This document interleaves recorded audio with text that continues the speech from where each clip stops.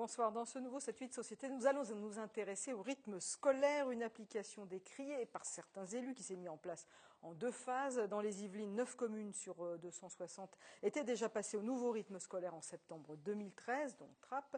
Et puis les autres villes ont adopté, elles, en septembre 2014. Alors 2 mois après, donc septembre 2014, les vacances de la Toussaint sont passées. Nous avons voulu savoir comment cela s'organisait dans les communes, comment se mettaient en place ces nouveaux rythmes scolaires, combien surtout cela avait coûté et quelles modifications pouvaient être apportées dans l'organisation de ces temps péri-éducatifs. Alors pour en parler en plateau avec nous, Janine-Marie, bonsoir. Vous êtes maire adjointe à l'éducation à Trappes. Trappes qui, je rappelle, avait opté pour les nouveaux rythmes scolaires dès septembre 2013. Donc du coup, votre éclairage sera forcément très intéressant. Jean-Michel Fourgousse, bonsoir. Vous êtes maire d'Elancourt et vous avez été l'un des premiers élus à dénoncer cette réforme. Donc vous nous direz comment ça se passe sur votre commune. Suzanne Blanc, bonsoir. Vous êtes maire adjointe aux affaires scolaires à Montigny-le-Bretonneux. Et puis 2 autres invités. Jean-Yves Blé, bonsoir. Vous êtes premier maire adjoint à l'éducation à la Verrière. Et à vos côtés, Henri Lancelin, maire adjoint aux affaires scolaires à Saint-Cyr-l'École. Alors on va commencer. Bonsoir à vous tous. Merci d'avoir accepté de venir sur le plateau de 7-8 Société. On va commencer d'abord à s'intéresser à l'organisation dans vos communes respectives. On va commencer par Trappes. Qu'est-ce qui a d'abord changé entre septembre 2013 et septembre 2014 ? Alors, en septembre 2013 et 2014, nous avons monté des groupes de travail avec les personnels communaux, parce qu'ils sont aussi intéressés, les parents d'élèves, et les enseignants. Il y a un comité de pilotage, un comité technique qui s'est mis en place, et chacun a travaillé sur des thèmes qui étaient ressortis d'un questionnaire que nous avions lancé dans la population. Et à partir de là, sont sortis des nouveaux horaires. C'est-à-dire qu'avant, l'école terminait à 16h, commençait plus tard le matin et terminait à 16h30. Cette année, retour à 8h30, 11h30, 13h40, non, 13h15. Alors, en principe, on doit avoir des petits panneaux qui doivent s'afficher. Et puis ensuite, la fin de l'enseignement à 15h30. D'accord, voilà. Donc il y a eu cette modification d'une heure. D'une heure l'après-midi. Sur la demande des parents Sur la demande de la majorité du groupe de travail. Non. Voilà. Suzanne Blanc, Montigny-Bretonneux, alors comment ça se passe pour vous? Est-ce que c'est pareil, nous avons travaillé entre 2013 et 2014 sur le sujet, avec la mise en place effectivement d'un comité technique paritaire, d'un comité de pilotage qui réunissait le monde de l'éducation nationale, les fédérations de parents d'élèves ou les indépendants, et puis bien évidemment le personnel municipal, notre DGS, un chef de projet qui a conduit tout ça. Voilà. Et on a essayé d'être fin prêt pour la rentrée de septembre 2014. Donc on a divisé, on a 28 écoles en tout, on a fait 2 groupes, 2 fois 14 écoles par secteur, avec soit le lundi et le jeudi avec des organisations de temps d'activités périéducatives, soit le mardi et le vendredi. Alors vous aussi, certaines écoles finissent à 15h. C'est ça. Et puis 2 fois par semaine. 2 fois par semaine. Voilà. Donc le temps, les TAP, on va dire ça, les temps d'activité périéducatives. Périéducatifs. Pour ne pas confondre avec périscolaire. Voilà. Pérééducatif, voilà. Ça dure donc 1 heure. Ça dure, oui, grosso modo 1 heure, puisque bon, le temps de la mise en place, puis du départ de nouveau des enfants. Donc, voilà. Alors, 1 heure. Comment ça se passe à Elancourt? Est-ce que c'est aussi 1 heure? Mais écoutez, il y a 3200 enfants, donc c'est 15 minutes plus 30 minutes. Bon, ça désorganise bien sûr beaucoup d'abord la vie des enseignants, la vie des enfants, qui sont beaucoup plus fatigués d'abord que. Or, la réforme disait qu'ils seraient moins fatigués, c'est exactement le contraire. Vous, le temps scolaire se termine à 16h, contrairement aux autres communes. Ça se termine, oui, à 16h, oui. Et donc, on a une demi-heure plus 15 minutes par la pause méridienne. Donc, on sent bien que les profs, bien sûr, sont très désorganisés. Et surtout, la question des profs, et ça, c'est très important, c'est même leur syndicat qui dit ça, c'est qu'ils disent quel est le lien entre la réussite scolaire et les rythmes scolaires. On va en parler. On veut bien dépenser plus, on veut bien prendre des risques, mais est-ce qu'il y a un lien? Alors, on en parlera. Est-ce que ça améliore la réussite scolaire ou pas? On demandera l'avis à Janine-Marie parce que ça sera intéressant, évidemment, avec le recul de Trappes. Mais vous, en tout cas, c'est 16h. Jean-Yves Blé, comment ça se passe à la Verrière? À quelle heure les petits sortent de l'école chez vous? Alors, nous, ils sortent à 15h45 tous les jours. Ils sortaient auparavant à 16h. Donc, ça c'est pas un changement considérable. Les élémentaires, eux, peuvent sortir aussi à cette heure-ci, ou sinon à 15h15 quand on a les nappes, parce que nous, on a décidé c'est les nappes. 2 fois. Oui, alors, Oui, bon, c'est alors, normalement ça sera comme l'école. ça. Mais enfin, Allez. bref, on a décidé de faire 2 fois 1h30 pour les élémentaires, de manière à avoir des activités péri-éducatives intéressantes et riches. Et pour les maternelles, on a décidé de les étaler en demi-heure tous les jours sur la semaine. Donc plutôt une demi-heure et puis Voilà. 1h30 pour les primaires. À Saint-Cyr-d'École, comment ça se passe? Vous, c'est Saint-Cyr la fin de l'école à d'école, 15h40. Voilà, 15h40. On a une dizaine d'écoles. On a 10 écoles, donc on a scindé la ville en 2. Et la moitié a les tapes le lundi et le mardi, et l'autre moitié le jeudi et le vendredi. L'école se termine à 15h40. On a une garderie gratuite entre 15h40 et 16h qui permet en fait de dispatcher les enfants en fonction des activités, s'ils restent à la LSH ou s'ils ne restent pas. Et ensuite, ils ont 1 heure de tape, alors le lundi et le mardi ou le jeudi et le vendredi. Et donc, ils finissent ensuite à 17h. Donc on voit que ça s'organise à peu près tous de la Oui, à même peu manière, près à de la même l'exception façon, oui. d'Elancourt, dont les temps sont un petit peu plus réduits. Les animateurs. Alors, c'était la grande question. Beaucoup de maires disaient qu'il est impossible de recruter des animateurs. Est-ce que vous avez votre volant d'animateurs chacun dans vos communes? Je présume que oui, puisque vous... Non, il en manque. Ah, il en manque encore. Il manque une vingtaine de personnes entre 15h30 et 16h30 parce qu'il y a un volume d'enfants qui reste. Ce volume est très important puisque c'est l'étude et qu'elle est gratuite et que cette étude était réclamée par les parents. Donc il manque une vingtaine de personnes encore. Voilà. Malgré le fait que vous ayez commencé Mais en septembre on est à 412 personnes quand même. Voilà. Suzanne Blanc pour Montigny. Alors, vous aviez organisé, vous, un forum, on a fait un forum de de recrutement au mois de juin. Ce qui nous a permis ce jour-là de pouvoir effectivement avoir 19 personnes, d'ores et déjà. 7 ont été recrutées par la suite, donc 26 en tout recrutés entre le mois de juin et la rentrée, qui s'ajoutent bien sûr à tous les intervenants, enfin à tous les animateurs, plus les intervenants que nous avions et que nous avons. Et au-delà de ça, on va essayer. On est en train de réfléchir parce qu'effectivement, il y a un problème sur l'organisation du laps de temps entre le moment où les temps d'activité péréducative se terminent et puis le fait que des enfants rentrent chez eux, d'autres restent au périscolaire. Donc là, voilà, on va essayer de trouver une solution pour que ça se passe au mieux et avoir un petit peu plus de monde. Voilà, à ce moment T. Vous allez faire la guerre la guerre pour rechercher les animateurs. Comment ça se passe dans vos communes alors aussi pour les animateurs? Est-ce que vous avez On a recruté 34 animateurs de plus que l'année dernière. On a eu aussi des défections puisqu'au début d'année il nous en manquait quelques-uns. On arrive aujourd'hui à recruter les personnels nécessaires et on a 12 intervenants supplémentaires. Donc en fait, ça a été facile de les recruter? Non, c'est pas facile. C'est un peu compliqué, mais on a trouvé auprès des universités, notamment l'université de Saint-Quentin en Yvelines et auprès du Pôle emploi. Et au niveau des qualifications, vos animateurs ont tous le BAFA? Oui, les nôtres, oui. Qu'est-ce que vous diriez non? Minimum.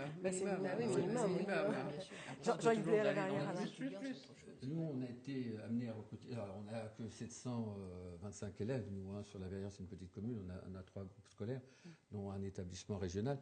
On était amenés à recruter 12 animateurs supplémentaires, dont 8 en emploi d'avenir, et on a fait une passerelle avec la Ligue de l'enseignement pour préparer l'entrée de ces futurs animateurs dans la commune et pour les intégrer.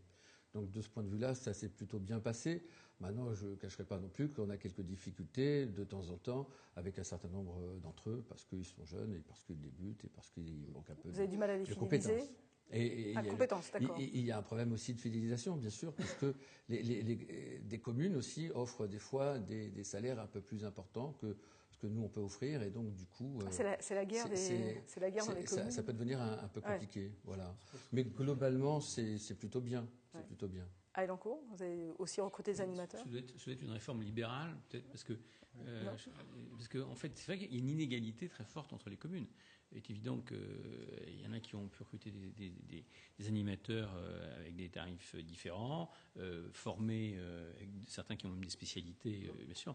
Donc c'est vrai que c'est un vrai problème. L'égalité du service public, notamment l'éducation, c'est quand même un point important. Je ne suis pas certain que là... Non, les échos qu'on a sur nos animateurs, donc c'est problème de management des équipes, équipe difficile. Les relations entre les enseignants, les parents, les SM sont souvent quand même très épineuses. Donc des choses qui sont très éprouvantes. La présence, ils sont toujours à passer du temps à regarder la présence, l'absence des enfants, les inscriptions, parce que les parents se trompent dans les inscriptions, etc. Vous êtes d'accord ou pas, non? Pour nous, non. Moi, je dirais, honnêtement, chez nous, ça se passe plutôt bien. Le rapport animateur, parent, animateur, enseignant se passe vraiment bien. Il y a un vrai travail de concertation, de prise de décision ensemble, qui facilite grandement la mise en place chez nous des rythmes scolaires. Ça, c'est vrai. On peut pas. Et le corps enseignant le dit, il nous le dit. Voilà. Alors, je connais un peu votre commune, puisque vous savez que j'ai été le député. Moi, j'ai des échos, simplement qu'il y a beaucoup d'absence aussi d'animateurs, ou qui n'arrivent pas à l'heure, etc., qui posent quand même des problèmes. Oui, je l'ai dit tout à l'heure, je ne m'en cache pas, ça, bien sûr. C'est pas simple, franchement. Mais franchement, ce sont des jeunes aussi. Mais voilà, des jeunes enfants comme ça, c'est très important l'encadrement de ces jeunes enfants, c'est important ça vous l'avez remarqué, que le management soit à l'heure, ce problème d'encadrement. soit de qualité, etc. C'est vrai qu'on s'en doute que ça existe sur le nombre, effectivement, de recrutement à faire, parce que d'un seul coup est arrivé comme ça sur le marché du travail une forte demande. Il est arrivé aussi que cette réforme amène un nouveau métier d'animateur pour lequel les animateurs ne sont pas préparés au jour d'aujourd'hui. Donc ça fait beaucoup de choses amenées sur la table précipitamment qui nous tombent dessus comme ça, nous, collectivités locales. Pour autant, on arrive quand même à recruter. Ce qui fait la difficulté, c'est que souvent, on a besoin de beaucoup de personnes sur le temps de 15h30, 15h30, puisque chez nous, c'est l'étude, et qu'une heure de travail, c'est la vraie précarité. On ne peut pas demander à des gens... Mais ce que disait Jean-Michel Fourgou sur les salaires, est-ce que vous avez été parfois obligé de dire telle commune propose tant? Non, dans la moyenne, on est sur ce qui se fait sur la ville nouvelle. Il n'y a pas eu de marchandage. Moi, j'avais fait l'enquête. Non, mais j'avais fait l'enquête, donc non, on est dans la moyenne. Non, on n'est pas dans les plus forts, d'ailleurs. Enfin, à Vélizy, qui est mis en place vous avez des cours de piano, longtemps, vous avez des cours de violon. 95. Dans d'autres communes, vous avez de la pâte à modeler ou de la balle au prisonnier. Non mais il faut quand même. Je suis pas certain quand même que c'était la finalité de cette réforme. Je pense qu'il faut qu'il y ait une égalité du service public. Justement, quand même, la question de l'équité, c'est qu'il ne faut pas confondre les nappes et puis les activités périscolaires. C'est un peu différent. Sur les nappes, nous on a pris des professionnels. Et il y a un certain nombre d'animateurs, bien sûr, mais il y a des professionnels d'un certain nombre de corps de métier, du théâtre, de la musique. Mais là, c'est un peu différent. Quand on parle d'animateur, c'est l'encadrement des enfants après. Une partie des activités, une partie des étapes est menée par les animateurs. Nous, on leur a demandé de nous proposer un projet éducatif. Ça veut dire qu'ils ne font pas une animation classique, c'est vraiment quelque chose d'éducatif.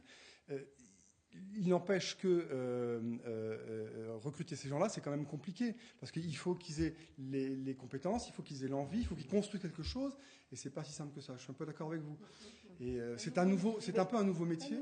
Et finalement, alors, est-ce que vous avez appelé à des professionnels ? En fait, ce qu'on a constaté quand on a mis en place le comité technique et le comité de pilotage, c'est que pour certains de nos animateurs, ils ressentaient ça comme vraiment une valorisation de leur métier. Et donc, ils étaient extrêmement heureux pour beaucoup de ceux qui étaient déjà en place, de pouvoir enfin peut-être montrer leur spécificité ou leur spécialité, celui qui joue de la guitare, celui qui joue ou qui fait du théâtre, voilà. Donc ça, c'est une chose. Pour ceux qui n'avaient pas de spécificité à proprement parler, il y a eu des formations, et il y en aura encore. Au-delà de ça, on a aussi interpellé toutes nos associations sportives et culturelles. Bon, ça ça se comprend que ce soit plus difficile, parce que on peut être dans une association, être très bon dans ce qu'on fait, être un excellent acteur ou un excellent musicien, mais pour autant la pédagogie, c'est autre chose, même si on n'est pas dans la pédagogie de l'éducation nationale. Une chose, c'est que du coup, les directeurs de centres de loisirs, les directeurs et directrices, c'est un nouveau métier où ils ont beaucoup plus de responsabilités, parce qu'avant, il fallait animer des groupes d'enfants, mais sans donner de cours, sans apprendre quoi que ce soit. Là, on leur demande en plus de construire un projet pédagogique, et ça, c'est nouveau pour eux. Et c'est valorisant, mais ça veut dire que dans les années à venir, il va falloir les revaloriser aussi, peut-être. Alors, ce que je comprends malgré tout, c'est que du coup, un peu dans toutes les communes, il y a des choses différentes qui se font. Est-ce que autour de cette table, vous pensez quoi? Que c'était vraiment aux communes à prendre en charge ce temps périéducatif, ou alors il fallait finalement que ce soit une enveloppe d'État? Vous allez me dire, l'État n'a plus d'argent. Est-ce que ça ne devait pas être une enveloppe d'État globalement pour toutes les communes avec un programme? Alors, allez-y. Non, parce que c'est vrai. La première. Moi, je m'étais passionnée en 1995 et donc même avant, quand Philippe Séguin avait lancé l'idée. Voilà. Mais ça, c'était une vraie idée avec des vraies choses à l'appui, avec des subventions énormes. Voilà. Peut-être avec un fil conducteur, pareil. Avec un fil conducteur et qui était créateur d'emplois, c'était extraordinaire parce que on avait été retenu comme commune pilote à Montigny et donc c'est vrai qu'au niveau de la création d'emplois sur l'ensemble de notre pays, ça aurait été un truc fabuleux. Bon, ça a fait peur à tout le monde. Ça a fait peur parce que comme toujours, quand on change d'habitude, eh bien c'est difficile. Mais là, on est quand même, on est quand même, vous êtes d'accord, assez loin de ce que on est loin parce que proposait Philippe Séguin en 95. C'est-à-dire que du coup, ça nous est tombé dessus, nous tous, voilà. Ça nous est tombé dessus, qu'il a fallu, bon, c'était un décret, c'était pas une loi certes, mais enfin, on savait bien qu'à partir du moment où le décret était sorti, il allait falloir l'appliquer. Donc voilà, on a tous travaillé, même si parfois on a pu douter, mais on a donc tous travaillé. Et c'est vrai que là, on n'est plus dans la même configuration que ce qu'avait envisagé Philippe Séguin. On est vraiment dans une configuration où on doit effectivement faire face nous-mêmes, c'est-à-dire nous-mêmes communes. Vous diriez c'est aux communes de le faire? Ou honnêtement, c'était qu'on y mette notre grain de sel, c'est bien évident. Enfin, qu'on ait la charge de ce personnel-là. On va parler du coup, mais c'est plus un grain de sel. Mais voilà, c'était une façon de parler. C'est la salière, oui. Non, mais je veux dire par là qu'on soit effectivement, contrairement à ce qu'on fait par rapport à l'éducation nationale, où là, l'éducation nationale est là, et ça, c'est une chose. Mais au niveau des communes, puisque c'est du personnel du coup qui dépend de nous, là, bien évidemment, il est normal qu'on y mette notre mot. Voilà, pour pas dire grain de sel. Mais au-delà de ça, c'est vrai que l'État aurait pris en charge un certain nombre de choses. Or, quand vous allez nous interroger sur le coup, on sait tous très bien à l'heure actuelle ce que va donner l'État cette année, peut-être un petit peu l'année prochaine, mais on n'en est quand même pas sûr. Donc voilà, c'est la grande différence, elle est là, et on n'a pas vraiment, puisqu'on est tous un peu bloqués dans notre pas gestion financière, mais en tout cas dans nos dépenses quand même. Hein, oui, voilà, faut le dire. On ne peut pas vraiment créer d'emplois du coup. Oui, voilà, vous avez fait. On crée des emplois, mais des emplois précaires, parce que être animateur d'une commune, c'est un emploi précaire. Je ne suis pas d'accord. Alors là, non. Non, c'est quand même. Jean-Yves Blais, vous vouliez réagir? Est-ce que c'est difficile? C'est très difficile. Oui, mais c'est pas un emploi précaire. Ça n'est pas un emploi précaire. Jean-Yves Blais, vous vouliez réagir? Est-ce que ça doit être l'État? Oui, je pense que ça aurait dû être l'État. Honnêtement, je pense oui que c'était plutôt de la compétence de l'État. C'est une demande. La réforme des rythmes scolaires, c'est pas d'aujourd'hui. Hein, vous avez raison de le souligner. C'est Philippe Séguin. L'idée était généreuse, elle était bonne, et c'était plutôt à l'État de la mettre en œuvre de manière équitable sur l'ensemble du territoire national. Vous faites plaisir à Jean-Michel Faubourg, qui sourit en vous regardant. Je sais bien, mais je suis socialiste et j'assume très bien ce genre de. Il est en faillite. Oui, je sais qu'il est en faillite. On va pas rentrer dans les détails de la dépense publique, mais bon, enfin bref, je pense qu'en effet, voilà. Marie, c'était à l'État ou c'était aux communes? Séguin, nous le connaissons bien puisque Philippe nous avait transmis son projet. Ouais. Donc nous étions prêts à le mettre en place sur la ville de Trappes, sauf qu'on a trouvé une situation financière qui ne s'y prêtait pas, qu'il a fallu d'abord rétablir et qu'ensuite... Mais sur le fond, alors, est-ce que là, pour ces nouvelles réformes, il aurait fallu que ce soit l'État qui prenne ça en charge ou c'était le rôle des communes? Je pense qu'il fallait que l'État laisse le temps aux communes de s'approprier le projet de façon différente de ce qui a été fait et aussi anticipe, hein, parce que le problème de l'État, que ce soit ce gouvernement-là ou le précédent, c'est l'anticipation. On tombe toujours comme ça dessus, on s'arrête toujours au milieu du gué. Ce qui arrive aujourd'hui, c'est la moitié de ce qu'a fait voulait Philippe Séguin, c'est mi-figue, mi-raisin, c'est voilà. Jean-Michel Faubourg. Alors que c'est plus simple de définir un vrai projet, y compris d'État, pourquoi pas. Vous êtes tous d'accord là. Nos administrés, ils n'ont pas fait votre bureau en disant on veut les rythmes scolaires, Non, le problème de nos administrés, c'est les résultats scolaires de leurs enfants. Ils veulent ce qu'il y a de mieux. Bon. Quand on regarde le classement international PISA, c'est Shanghai qui est en tête. J'y suis allé à Shanghai voir. Pourquoi? Parce que je suis un chercheur dans ce domaine-là. Eh bien, pourquoi ils ont les meilleurs résultats? Simplement parce que le nombre d'heures de cours est beaucoup plus important. D'heures de cours, pas d'animation de balles aux prisonniers ou de pâte à modeler ou de cours, de quoi. Donc c'est ça, et c'est pour ça que nous on a demandé par Marie-Anne, on dit bon, à ce moment-là, les profs, parce qu'il y a un problème de la pédagogie, vous savez très bien que les animateurs ne sont pas formés, c'est un métier. Bon, eh ben les profs ont dit non, c'est quoi ce truc, c'est notre métier, etc. Bon, on sent bien qu'il y a un problème là. Donc, nous on a demandé ce que les profs disent, écoutez, on vous paye en heures sup. Hein, il y en a que 20-25%, 30%, donc ça marche pas. Donc ça fonctionne à Trappes, ça. C'est ça l'objectif. Alors prenez l'exemple de Trappes parce que ça fonctionne. J'ai pas 100% de profs qui font des heures sup. Ce que je vous dis, moi c'est pas, j'en ai 30%. Le nombre a visiblement doublé en un an. Le nombre a doublé vis-à-vis de l'année dernière. Et dans le projet qui a été défini, il était dit que les enfants en difficulté étaient pris en charge par les enseignants parce que c'est leur métier. Je vous rejoins là-dessus. C'est le métier, la pédagogie, c'est le métier de l'éducation nationale. Ils prenaient les enfants en difficulté. Ils n'étaient pas obligés de rester dans ce groupe comme ça toute l'année. Ils pouvaient progresser et aller rejoindre un groupe qui était le groupe des moyens, qui celui-là était encadré par des bacs plus, ça on en a aussi. Et puis le groupe des autonomes, parce qu'il y a aussi des enfants autonomes qui peuvent faire leurs devoirs tout seuls. Ça n'a pas pu se mettre en place parce qu'on n'a pas encore suffisamment d'enseignants. Mais moi, je ne désespère pas. Vous savez, c'est une année d'observation aussi, cette année sur Trappes pour l'éducation nationale.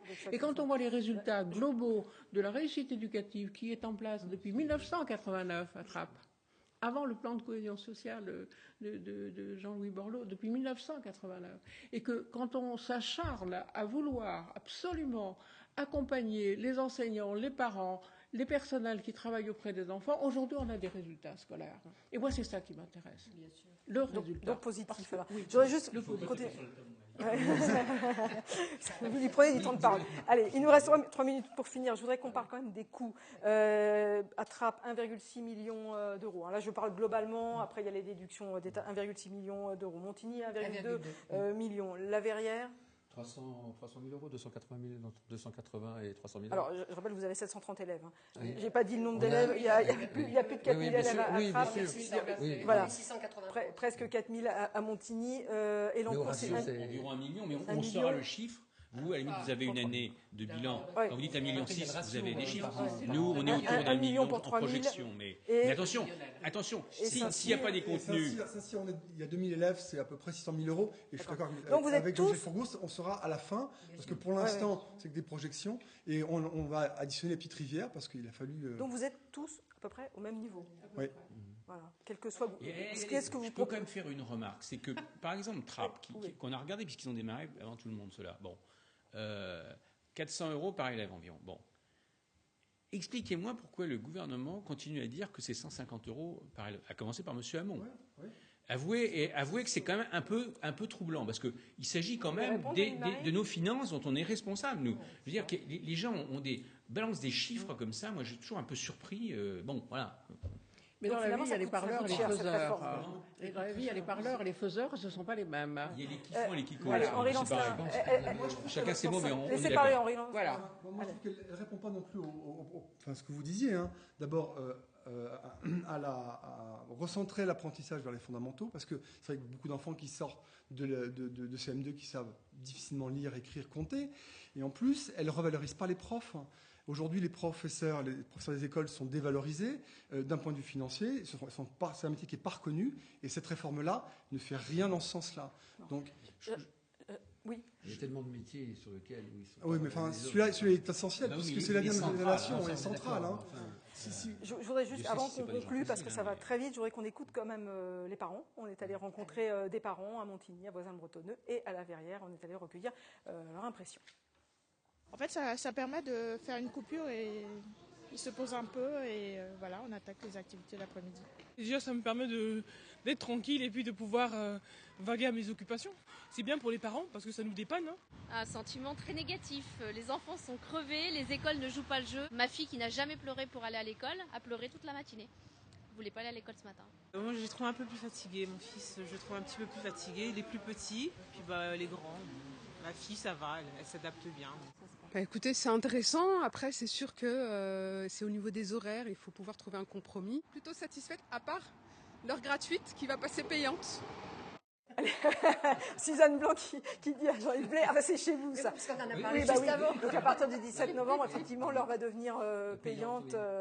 Voilà. Parce que ça s'est trouvé que on a eu une discussion riche avec les parents d'élèves, avec et ça s'est avéré. C'était dans le projet. Parce que ça coûte cher. Et en vérité, on s'est retrouvé là pour quelque chose qui concernait que les fratries, pour tous les enfants. Et là, c'est pas possible, tout simplement. Voilà, à partir du 17 novembre à la Verrière. Mais globalement, en un mot, cette réforme, c'est du plus ou du moins, ou en attente de voir. Moi, je pense que c'est du plus. Par expérience, à la réussite éducative, c'est un complément.